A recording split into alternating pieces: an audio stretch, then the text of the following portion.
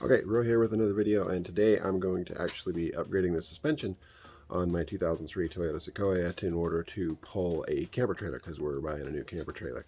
So what I got, well, and if you're new here, give me a like, give me a thumbs up, and subscribe. And when you subscribe, go down to the comments and write, I subscribed. Hope this video helps you out.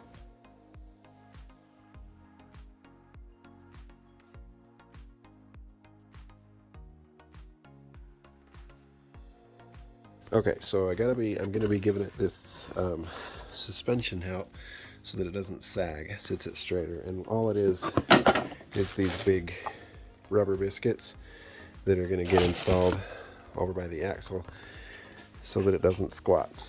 Really easy to do. I'll put the part number in the description. Okay, so this is what it does. There's this your stock bumper or rubber bumper up here. You got to pull that off, and then this actually installs to that first. You got to get a socket and an extension with that bolt, go up through, and there's a little washer in there.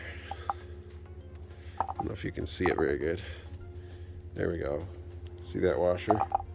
You got to get it through that washer, thread it up through with the extension, and bolt it. And then there's a threaded portion on this part that you thread it into. You got to install that first before you go to the truck. And then literally all you have to do is put this in with the other bolts exactly where the other stopper is already installed. You got to pull the other stopper off, which I'll show you what it looks like. So if you look up under, this is the back tire. See, there's our axle, there's the spring. This is the other stopper right here, this rubber thing, and there's the two bolts. And you just take those bolts off, pull that stopper off, and then thread the new guy right up there to take its place. So we got our long extension socket, which is 19mm, and the bolt, and then we have the washer lined up. So the idea is to shove the bolt through that washer all the way up through there. There's a spacer on the top, and then thread it into the threads out there and tighten it up. Okay, here they are assembled. Didn't say how tight to get that bolt, but you can see up in there we're through the washer and it's tightened up on. Okay, so I did get the original one off. There it is, and that's where it was, right up there. Not sure if I'm going to end up having to take the tire off to reach the bolts or not. I'm going to try it without because I'd rather not.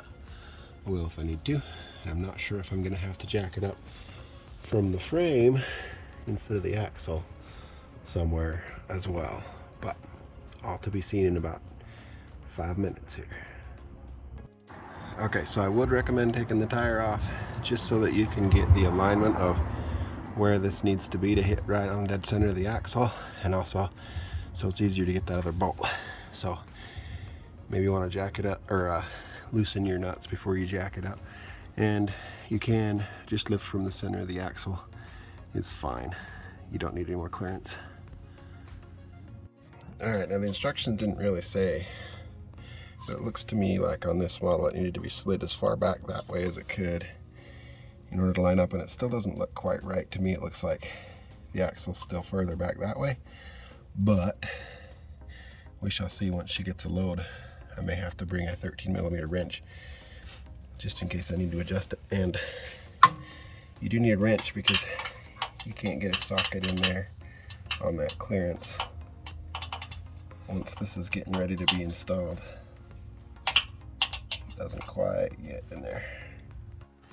So on the other side, judging by the alignment here, it looks like I need to go adjust the other one, because this looks like the biscuit is more forward that way than the axle. Like the axle comes up at an angle like the way that shock is shaped, which makes sense. So it doesn't need to be lined up while it's up here. It probably needs to be lined up for when the axle comes up.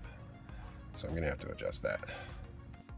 So I decided to go just a little bit offset from this hole, see if that lines up. And it looks wrong to me from this angle, but I'll bet you once we get weight on there, it'll be right.